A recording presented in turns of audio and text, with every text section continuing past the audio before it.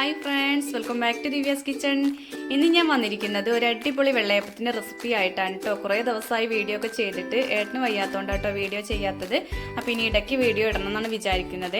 അപ്പോൾ വെള്ളയപ്പം തയ്യാറാക്കാൻ വേണ്ടിയിട്ട് ഞാനിവിടെ 2 കപ്പ് പച്ചരിയാണ് എടുത്തിട്ടുള്ളത്. നമ്മൾ സാധാ ദോശയൊക്കെ ഉണ്ടാക്കുന്ന അരി കേട്ടോ. അപ്പോൾ അത് നന്നായിട്ടൊന്ന് കഴുകി എടുത്തിട്ടുണ്ട്. ഇനി ഇതിലേക്ക് നമ്മൾ 1 കപ്പ് നാളികേരം, 2 കപ്പ് അരിക്ക് 1 കപ്പ് നാളികേരം, അതുപോലെ 1/2 കപ്പ് ചോറുമാണ് ചേർത്ത് കൊടുക്കുന്നത്. നമ്മുടെ റേഷനരിയുടെ ചോറാണെങ്കിൽ ഒന്നും കൂടി നന്നായിരിക്കും കേട്ടോ. അപ്പം ഞാനിതിവിടെ രാത്രിയാണ് വെള്ളത്തിലിട്ട് വയ്ക്കുന്നത്, രാവിലെയാണ് അരച്ചെടുക്കുന്നത്. അതുപോലെ 1 ടീസ്പൂൺ ഈസ്റ്റ് കൂടിയും ചേർത്ത് കൊടുക്കുന്നുണ്ട്. ഇനി ഇതിലേക്ക് വെള്ളം നമ്മൾ അളന്നിട്ട് ഒഴിക്കണേ. നമ്മൾ അരി എടുത്ത കപ്പിനേക്കാളും കുറച്ചുകൂടി ഒഴിക്കണം കേട്ടോ. അപ്പോൾ 2.5 കപ്പ് വെള്ളമാണ് ഞാനിവിടെ ഒഴിച്ചു കൊടുക്കുന്നത്. അപ്പോൾ ഈ വെള്ളം കൂടി ഒഴിച്ചു കൊടുത്തതിന് ശേഷം നമ്മൾ നന്നായിട്ടൊന്ന് മിക്സ് ചെയ്ത് കൊടുക്കുക. എന്നിട്ടിത് അടച്ച് വെച്ച് മാറ്റി വെക്കാം കേട്ടോ. രാവിലെയാണ് നമ്മൾ അരച്ചെടുക്കുന്നത്. വെള്ളയപ്പത്തിൻ്റെ മാവ് പൊങ്ങിക്കിട്ടാൻ ഒരുപാട് ടൈമൊന്നും വേണ്ട കേട്ടോ. 1/2 മണിക്കൂർ മുതൽ 1 മണിക്കൂറിനുള്ളിൽ നന്നായിട്ട് പൊങ്ങിക്കിട്ടും. അപ്പോൾ എല്ലാം നന്നായിട്ട് മിക്സ് ചെയ്ത് കൊടുക്കണേ.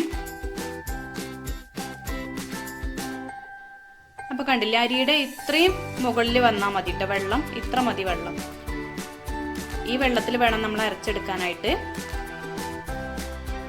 അപ്പോൾ ഇതാ രാവിലെ ഞാനൊരു 6 മണിക്കാണ് അരച്ചെടുക്കാൻ പോകുന്നത്. അപ്പോൾ കണ്ടില്ലേ, നന്നായിട്ട് പതഞ്ഞൊക്കെ വന്നിട്ടുണ്ട്. ഇനി നമുക്ക് ഈ വെള്ളത്തോട് കൂടി തന്നെ ഇത് 2 പ്രാവശ്യമായിട്ട് മിക്സിയുടെ ജാറിലിട്ടിട്ട് നന്നായിട്ടൊന്ന് അരച്ചെടുക്കാം.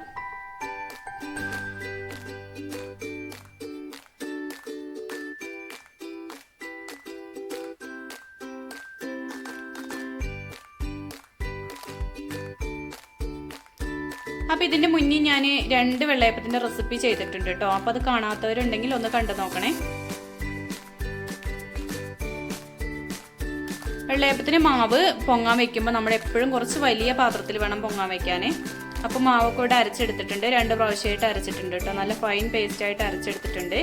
ഇനി നമുക്ക് പൊങ്ങാനായിട്ട് മാറ്റി വയ്ക്കാം. എനിക്കിവിടെ 1 മണിക്കൂറിനുള്ളിൽ തന്നെ നന്നായിട്ട് പൊങ്ങി കിട്ടിയിട്ടുണ്ട് കേട്ടോ. അപ്പോൾ നമ്മൾ ഇതിലേക്ക് കറിയൊക്കെ റെഡിയാക്കുമ്പോഴേക്കും ഇത് നന്നായിട്ട് പൊങ്ങി വരും. കണ്ടില്ലേ, നന്നായി പൊങ്ങി വന്നിട്ടുണ്ട്.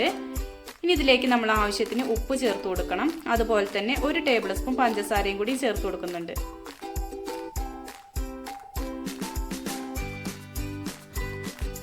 എന്നിട്ട് ഇതെല്ലാം കൂടി നന്നായിട്ടൊന്ന് മിക്സ് ചെയ്തെടുക്കാം.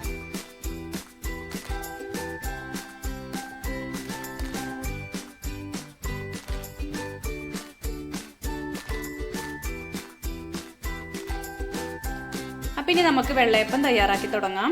അപ്പം ഞാനിവിടെ ചട്ടി അടുപ്പിൽ വെച്ച് കൊടുത്തിട്ടുണ്ട്. ഇതിലേക്ക് നമുക്ക് 1 തവി മാവ് ഒഴിച്ചിട്ട് നന്നായിട്ടൊന്ന് ചുറ്റിച്ചു കൊടുക്കാം. നമ്മൾ മാവ് ഒഴിച്ചു കൊടുക്കുമ്പോൾ എപ്പോഴും ഫ്ലെയിമിൻ്റെ കാര്യം ശ്രദ്ധിക്കണം കേട്ടോ. ചട്ടിക്ക് കുറഞ്ഞ ചൂടേ പറ്റുള്ളൂ. അതിനുശേഷം നമ്മൾ ഫ്ലെയിം കൂട്ടി കൊടുക്കാം. അപ്പോൾ ഫ്ലെയിമിൻ്റെ കാര്യം എപ്പോഴും ശ്രദ്ധിക്കണം. മാവ് ഒഴിച്ചു കൊടുക്കുന്ന സമയത്ത് നമ്മൾ ഒരുപാട് ഫ്ലെയിം കൂട്ടി വെച്ചിട്ടുണ്ടെങ്കിൽ നമ്മുടെ ആ മാവ് ഇതുപോലെ ചുറ്റിച്ചെടുക്കാൻ പറ്റില്ല കേട്ടോ. അപ്പം ഇതാ അടിപൊളി വെള്ളയപ്പം ആദ്യത്തെ റെഡി ആയിട്ടുണ്ട്. ഇതുപോലെ എല്ലാം ഒന്ന് ചുട്ടെടുക്കാം. അപ്പം എൻ്റെ ഈ ഒരു ചാനൽ ഇതുവരെ സബ്സ്ക്രൈബ് ചെയ്യാതെ ആരെങ്കിലും കണ്ടുകൊണ്ടിരിക്കുന്നുണ്ടെങ്കിൽ പ്ലീസ് ഒന്ന് സബ്സ്ക്രൈബ് ചെയ്ത് സപ്പോർട്ട് ചെയ്യണേ. സബ്സ്ക്രൈബ് ചെയ്യുമ്പോൾ തൊട്ടടുത്ത് കാണുന്ന കുഞ്ഞു ബെല്ലൈക്കൺ ഒന്ന് പ്രസ് ചെയ്യുക. അപ്പോൾ 3 ഓപ്ഷൻ വരും. അതിൽ ഓളൊന്ന് വേണം നിങ്ങൾ സെലക്ട് ചെയ്യാനായിട്ട്. എന്നാലേ ഞാനിടുന്ന വീഡിയോസിൻ്റെ നോട്ടിഫിക്കേഷൻ നിങ്ങൾക്ക് പെട്ടെന്ന് കിട്ടുള്ളൂ കേട്ടോ.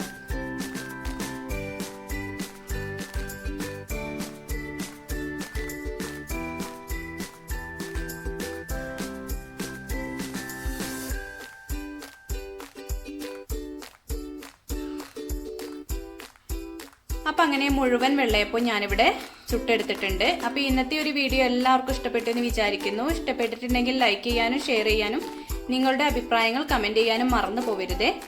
Thank you.